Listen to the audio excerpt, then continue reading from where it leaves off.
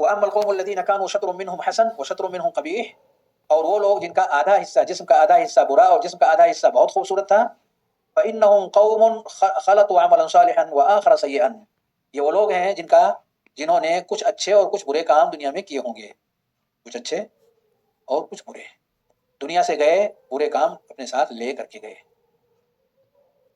دنیا سے گئے تو برے کام اپنے ساتھ لے کر کے گئے۔ اور ہم سب یہ بخوبی جانتے ہیں کہ جنت میں صرف پاک لوگ ہی داخل ہو سکتے، برائیوں کے آثار جن کے اوپر ہوں گے وہ جنت میں نہیں جا سکتے۔ تو جب برائیوں کے ساتھ دنیا سے رخصت ہوئی اور کسی کو معلوم نہیں کہ یہ برائی جو میں بھی کرنے جا رہا ہوں کیا اس سے توبہ کی توفیق سے پہلے ہی ہم دنیا سے چلے جائیں گے، یا توبہ کا ہمیں موقع اللہ رب العالمین دے گا اور اس کی توفیق بھی دے گا، موقع بھی اور توفیق بھی، کسی کو نہیں معلوم۔ تو کتنے ایسے ہیں جو طرح طرح کی برائیوں کے اندر ملوث پائے گئے، اور اس سے پہلے کہ اس سے باز آتے، صحیح معنی میں توبہ کرتے، سچی توبہ کرتے، اس سے الگ اپنے آپ کو کر لیتے، اس سے پہلے اللہ رب العالمین کی طرف سے بلاوا آ گیا۔ اب جو اچھے اعمال کیے ہیں وہ تو اچھا ہے، لیکن جو برے اعمال ان کی زندگی میں رہے، جس سے توبہ کی توفیق انہیں نہیں مل سکی یا توبہ کی طرف انہوں نے دھیان نہیں دیا، وہ ان کی زندگی کے ساتھ باقی رہنے والے، وہ ختم نہیں ہوں گے۔ تو کیا حشر ہوگا ایسے لوگوں کا؟ جہنم میں اللہ رب العالمین ایسے لوگوں کو ڈال دے گا تاکہ اس کی سزا وہ بھگت لیں اور پاکی ان کے اندر آ سکے، گندگی ان کے جسم سے دور کی جا سکے۔ ایک ہی راستہ وہ بچے گا، اللہ رب العالمین کا فضل اگر ان کے اوپر شامل حال نہیں ہوا، اور وہاں پر جس قدر رب کریم چاہے گا جلنے کے بعد پھر وہ اس نہر کے اندر داخل کیے جائیں گے جس کا تذکرہ اس حدیث کے اندر کیا گیا ہے۔ اسی لیے کہا جاتا ہے، اور یہ بہت اہم ہے، کہ اللہ اپنے ان بندوں کے ساتھ خیر کر رہا ہے کہ مرنے سے پہلے انہیں طرح طرح کی مصیبتوں میں مبتلا کر دیتا ہے۔ بندہ جس پر طرح طرح کی مصیبتیں، مرتے مرتے مصیبتیں نہیں اس کا پیچھا چھوڑی، مختلف طرح کی پریشانیاں، مختلف طرح کا دکھ، اسے نہیں معلوم، اس انسان کو نہیں معلوم کہ یہ جو معاملہ ہمارے ساتھ ہے یہ خیر کا معاملہ ہے یا شر کا معاملہ ہے، لیکن رب کریم اپنے جس بندے سے محبت کرتا ہے اور جس کی ادا اسے اچھی لگتی ہے، لیکن اس کا عمل ایسا نہیں ہے، اس کا عمل، اچھا عمل اتنا پاورفل نہیں ہے یا اس درجے کا نہیں ہے کہ جو اس کے گناہوں کو مٹا سکے، جو اس کے گناہوں پر غالب آ سکے اور اس کو صاف کر سکے، کیونکہ اچھے اعمال برے اعمال کو صاف کر دیتے ہیں، مٹا دیتے ہیں۔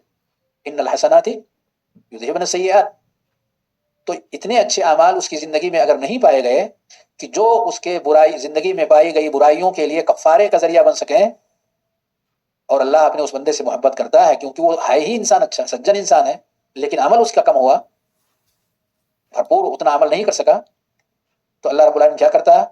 اس کے اوپر بوجھ ڈال دیتا ہے، تکلیف کا بوجھ، دکھ کا بوجھ، غم کا بوجھ، طرح طرح کی آزمائشوں کا بوجھ رب کریم اپنے اس بندے پر جس سے وہ محبت کرتا ہے طرح طرح کی آزمائشوں کے میں مبتلا کر دیتا ہے۔ بندہ بجائے اس کے کہ اپنے رب سے حسن ظن میں مبتلا ہو، بجائے اس کے کہ اپنے رب کے فیصلوں پر اپنے آپ کو رضامند رکھ کر کے اجر عظیم کا جو اللہ اس کے لیے چاہتا ہے اس کا سبب بن سکے، وہ بدگمانیوں میں پڑنے لگتا ہے، ہمت چھوڑنے لگتا ہے، ہمت ہارنے لگتا ہے کہ میں ہی سب سے برا انسان ٹھہرا، ایسا وہ سوچنے لگتا ہے۔ میں پھر بھی تو نماز پڑھتا ہوں، میں پھر بھی روزہ رکھتا ہوں، میں پھر بھی کچھ نہ کچھ اچھے بھلے کرتا ہوں، اس سے تو میں اچھا ہوں، ایسا انسان بولتا ہے، ایسا انسان سوچتا ہے کہ ان کفار سے، ان مشرکین سے، ان بت پرستوں سے اور ان مزار پرستوں سے اور ان فلاں اور ان فلاں، ان سارے لوگوں سے تو میں بھلا ٹھہرا، پھر اتنی بڑی بڑی آزمائشیں ہمارے اوپر کیوں، جرم کیا؟ انسان کام کر کے بھول جاتا، اور کتنا خطرناک کام ہے اس کا اس کو اندازہ بھی نہیں ہو پاتا۔ پتہ چلا کہ تنہائیت کی بعض غلطیاں اس کے بڑے بڑے اچھے بھلے کاموں پر غالب آ جا رہی ہیں۔ خود قرآن میں اللہ نے کیا کہا؟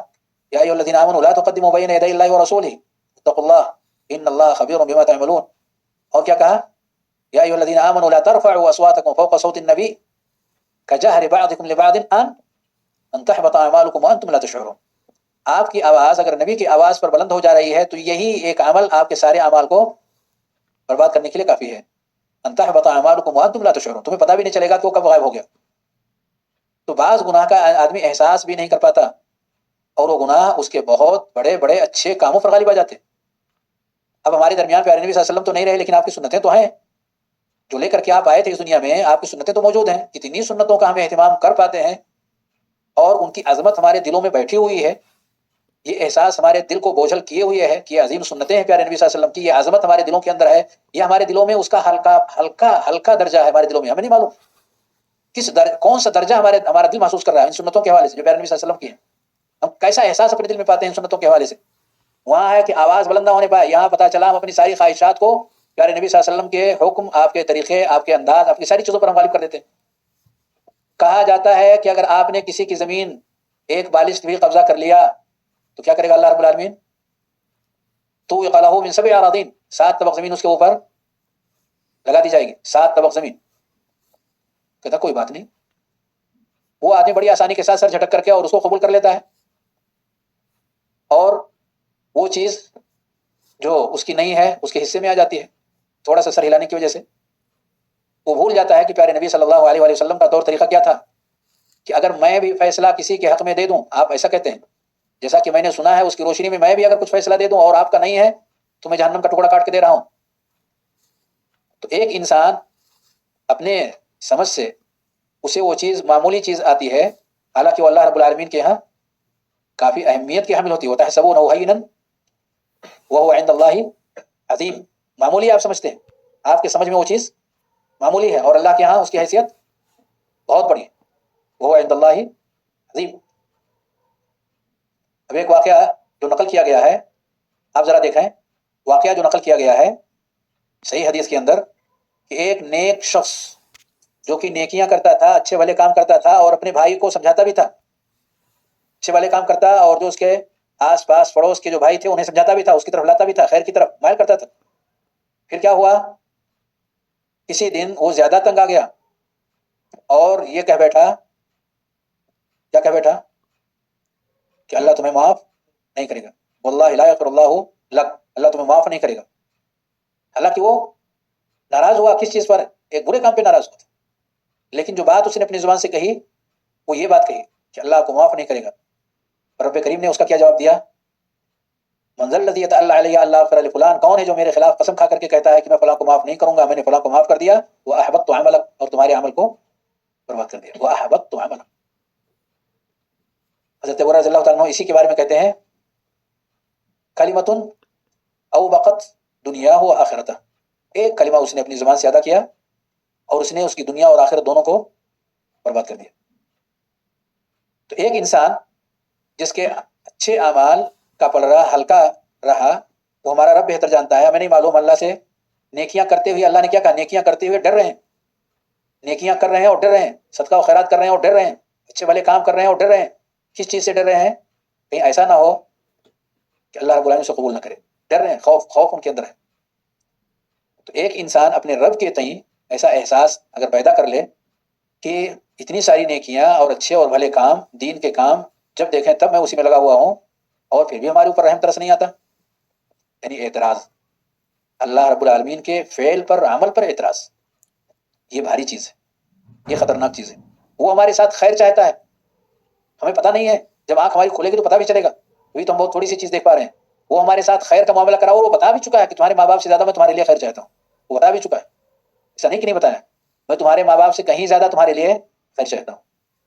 تو اپنے مومن بندوں کے لیے اللہ رب العالمین کیا چاہتا ہے؟ خیر چاہتا ہے. خیر چاہنے کے باوجود وہ ہمارے اوپر اتنی زیادہ بلائیں ڈال دیا ہے، اتنی زیادہ مصیبتیں ڈال دیا ہے، اتنی زیادہ پریشانیاں ڈال دیا ہے، ہو سکتا ہے اس میں بھی خیر ہو سکتا ہے، ہمیں نہیں معلوم، لیکن ہو سکتا اس پر انسان اپنے آپ کو اگر راضی کر لیا تو واقعی وہ انسان ہے جس کے ساتھ ہمارا رب کیا چاہتا ہے؟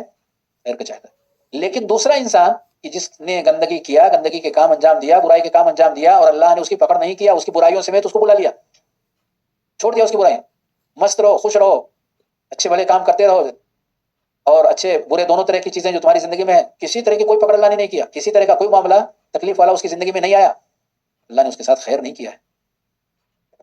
جس کے ساتھ اللہ شر کرنا چاہتا ہے، خیر نہیں کرنا چاہتا اس کے اعمال کی وجہ سے، تو برائیوں پہ اس کی پکڑ نہیں کرتا ہے، ڈھیلا دے دیتا ہے، چھوڑ دیتا ہے، اور موت کا فرشتہ اچانک اس کے پاس پہنچتا ہے، برائیوں سمیت اس کو اپنے پاس لے کر کے چلا جاتا ہے. تو یہ ہمارے لیے اچھا نہیں ہے. ہمارے لیے کیا اچھا ہے کہ اگر کوئی مصیبت آ رہی ہے، ہمیں مانگنا نہیں ہے مصیبت، ربنا آتنا فی الدنیا حسنہ کہنا ہے، لیکن پھر بھی ہمارا رب ہمارے ساتھ خیر کرتے ہوئے اگر مصیبتیں ہمارے اوپر ڈال دے رہا ہے تو ہمیں اپنے آپ کو کیا کرنا چاہیے؟ راضی کرنے کی کوشش کرنی چاہیے، اپنے آپ کو راضی کرنے کی کوشش. وَاسْتَعِينُوا بِالصَّبْرِ وَالصَّلَاةِ وَإِنَّهَا لَكَبِيرَةٌ إِلَّا عَلَى الْخَاشِعِينَ. یعنی برداشت کرنا یہ بھاری ہے، لَكَبِيرَةٌ، عمل کرنا یہ آسان نہیں ہے، بھاری ہے. إِلَّا عَلَى الْخَاشِعِينَ، سوائے وہ لوگ جن کے دلوں کے اندر خشیت الہی ہے، جو جھکنے والے ہیں اللہ کے حکم کے آگے سرنگو ہونے والے ہیں. الَّذِينَ يَظُنُّونَ أَنَّهُمْ مُلَاقُو رَبِّهِمْ وَأَنَّهُمْ إِلَيْهِ راجعون، جنہیں یقین ہے کہ ہم اپنے اصل ٹھکانے کی طرف جا رہے ہیں اور اسی کی طرف پلٹ کر کے جانے والے ہیں. ایسے ہی لوگ اللہ کے فیصلوں پر خوش ہوتے ہیں، اپنے آپ کو خوش کرنے کی کوششیں کرتے ہیں، راضی کرتے ہیں. تو یہ وہ لوگ ہیں جن کا آدھا جسم کا آدھا حصہ نبی کریم صلی اللہ علیہ وسلم نے اچھا اور آدھا برا دیکھا تھا. کہا یہ وہ لوگ ہیں خلطوا عملا صالحا واخر سیئا، اور ہم میں کی اکثریت ایسے ہی ہے. اہل ایمان کی جو اکثریت ہے وہ ایسے ہی ہے، کچھ اچھے اعمال اور کچھ برے اعمال. اللہ ہم سب کو برائیوں سے بچائے اور برائیوں سے توبہ کی توفیق دے. ہر روز نبی صلی اللہ علیہ وسلم 100 سے زائد مرتبہ توبہ استغفار اس لیے کرتے تھے، نہیں معلوم کس وقت کیا ہوگا. سچی توبہ یعنی نہ کرنے کے ارادے سے توبہ، یہ نہیں کہ کرنے کے ارادے سے اس زبان کو اس زبان کی کوئی ویلو نہیں کہ جس کے دل میں وہ احساس نہ پیدا ہو کہ ہم ایسا نہیں کرنے والے. اس احساس کے ساتھ اگر کوئی انسان بار بار توبہ اور استغفار کر رہا ہے کہ اللہ ہمیں نہیں معلوم کیا غلطیاں ہم سے ہو رہی ہیں، جو معلوم ہے ان کا نام ہم لیں اور جو نہیں معلوم ہے بغیر نام لیے، ایسے سارے گناہوں سے اگر ہم توبہ استغفار کرتے رہیں تو یہ خیر کی علامت ہے. یہ شر کی نہیں، یہ خیر کی علامت ہے کہ زبان تر رہے انسان کا اللہ رب العالمین سے توبہ استغفار کرتے ہوئے. تجاوز اللہ عنہم، اللہ رب العالمین نے ان کے گناہوں کو معاف فرما دیا.